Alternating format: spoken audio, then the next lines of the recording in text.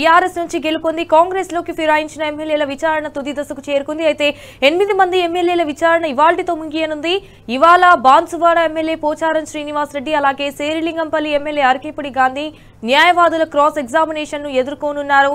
మాజీ మంత్రి జగదీష్ రెడ్డి బాన్సువాడ ఎమ్మెల్యే పోచారం శ్రీనివాస్ రెడ్డిపై చేసిన ఫిర్యాదుపై కాసేపట్లో పిటిషనర్ తరపున గండ్ర మోహన్ రావు, ప్రతివాది తరపున ఎన్ నవీన్ కుమార్ క్రాస్ ఎగ్జామినేషన్ చేస్తారు. అయితే శేరిలింగంపల్లి ఎమ్మెల్యే గాంధీపై కల్వకుంట్ల సంజయ్ చేసిన ఫిర్యాదుపై మధ్యాహ్నం 12 గంటలకు పిటిషనర్ తరపున గండ్ర మోహన్ రావు, ప్రతివాది తరపున శరత్ వాదనలు వినిపించనున్నారు. ఇరు వర్గాల వాదనలను స్పీకర్ విననున్నారు. కాగా మరో 2 ఎమ్మెల్యేలు దానం నాగేందర్, కడియం శ్రీహరి ఇప్పటి వరకు అఫిడవిట్లు కూడా దాఖలు చేయలేదు. ఈ నేపథ్యంలో వీరిద్దరి విషయంలో స్పీకర్ ఎలా స్పందిస్తారనే అంశంపై అయితే ఉత్కంఠ నెలకొంది.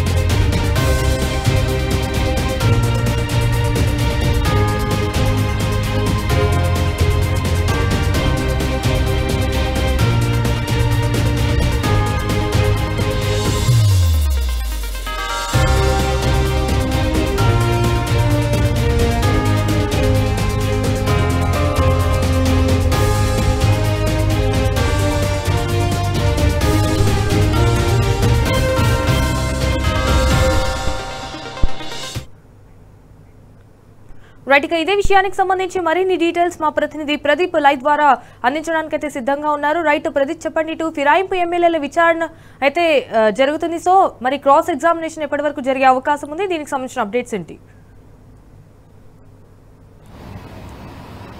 క్రాస్ ఎగ్జామినేషన్ ఇప్పటికే పూర్తయింది. ఓవరాల్ ఆర్గ్యుమెంట్స్ కోసం 2 రోజుల షెడ్యూల్ స్పీకర్ విడుదల చేశారు. నిన్న 2 ఎమ్మెల్యేలకు సంబంధించినటువంటి ఓవరాల్ ఆర్గ్యుమెంట్స్ పూర్తయ్యాయి. మరో 2 ఎమ్మెల్యేలకు సంబంధించి ఈరోజు కొద్దిసేపటి క్రితమే ప్రారంభమైంది. మొదట Pocharam Srinivas Reddy versus Jagadish Reddy case overall arguments జరుగుతూ ఉన్నాయి.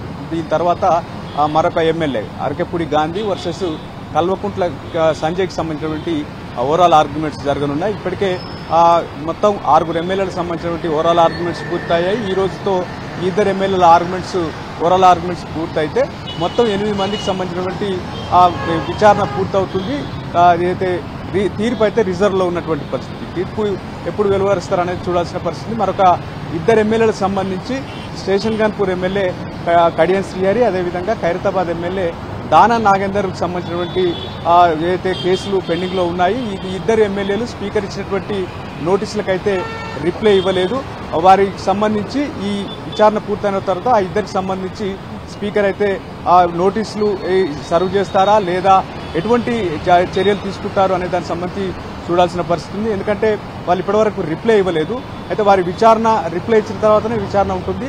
రిప్లై మళ్ళీ అడుగుతారా లేదా అనేది చూడాల్సినటువంటి పరిస్థితి. మొత్తం పార్టీకి ఫిరాయించినటువంటి 10 మంది ఎమ్మెల్యేలకు సంబంధించి అనర్హత వేటు వేయాలని చెప్పి బీఆర్ఎస్ పార్టీ స్పీకర్కు ఫిర్యాదు చేసింది. స్పీకరు అనర్హత పిటిషన్లకు సంబంధించి ఎటువంటి నోటీసులు కానీ వారికి సంబంధించి విచారణ కానీ చేపట్టకపోవడంతో బీఆర్ఎస్ సంబంధించినటువంటి పిటిషనర్లు అటు హైకోర్టుకు వెళ్లారు. ఆ తర్వాత సుప్రీంకోర్టు వెళ్లారు. సుప్రీంకోర్టులో విచారణ జరిగిన తర్వాత జూలై 31న తీర్పు ఇచ్చింది. 3 నెలల్లోగా ఈ ఎమ్మెల్యేలకు సంబంధించి పార్టీ ఫిరాయించిన ఎమ్మెల్యేల డిస్క్వాలిఫికేషన్ పిటిషన్ సంబంధించి విచారణ చేసి నిర్ణయం ప్రకటించాలని చెప్పి సుప్రీంకోర్టు ఆదేశించింది. అయితే ఈ అక్టోబర్ 31 వరకు కేవలం 4కి సంబంధించినటువంటి ఎమ్మెల్యేల కేసులను విచారణ పూర్తి చేశారు. అందులో రాజేంద్రనగర్ ఎమ్మెల్యే ప్రకాష్ గౌడ్, అదేవిధంగా చేవెళ్ల ఎమ్మెల్యే కాల యాదయ్య, పటాన్చెరు ఎమ్మెల్యే గూడెం మహిపాల్ రెడ్డి, గద్వాల ఎమ్మెల్యే బండ్ల కృష్ణమోహన్ రెడ్డిలకు సంబంధించినటువంటి విచారణ పూర్తి చేశారు. మిగిలిన 6 ఎమ్మెల్యేలకు సంబంధించి మరికొక 2 నెలల సమయం కావాలి విచారణ చేపడతానికి చెప్పి సుప్రీంకోర్టును స్పీకర్ కార్యాలయం కోరింది. అటు 31 అక్టోబర్ 31 3 నెలల గడువులోగా సుప్రీంకోర్టు ఇచ్చినటువంటి ఆ తీర్పుకు అనుగుణంగా స్పీకర్ విచారణ చేసి వీరికి సంబంధించి చర్యలు తీసుకోలేదని చెప్పి బీఆర్ఎస్ పార్టీ స్పీకర్ పైన కోర్టు ధిక్కరణ కేసు వేసింది.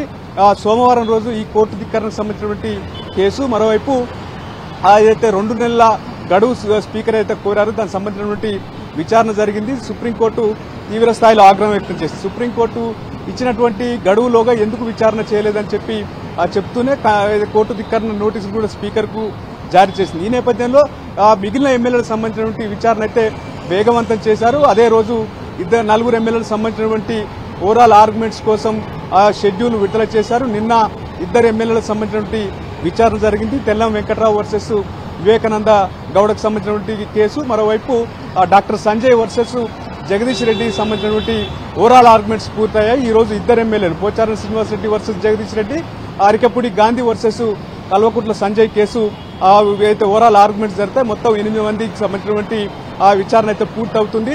తీర్పు ఈ 4 వారాల్లోనే సుప్రీంకోర్టుకు గడువిచ్చింది. ఈ 4 వారాల్లోనే దీనికి సంబంధించినటువంటి ఏదైతే తీర్పు అయితే రావాల్సి ఉంది.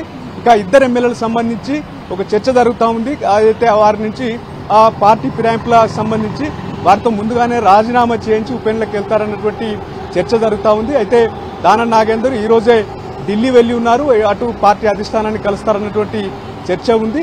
అదే శ్రీహరి ఏ రకంగా ముందుకు పోతారు, పార్టీ రాజీనామా సంబంధించినటువంటి అంశం అయితే పరిశీలిస్తూ పార్టీ అధిష్టానం సూచనల మేరకే వారు రాజీనామా చేస్తారా లేక అనర్హత వేటుకు సంబంధించి స్పీకర్ ఏ రకంగా చర్యలు తీసుకుంటారనేది చూడాల్సిన పరిస్థితి అయితే ఉంది.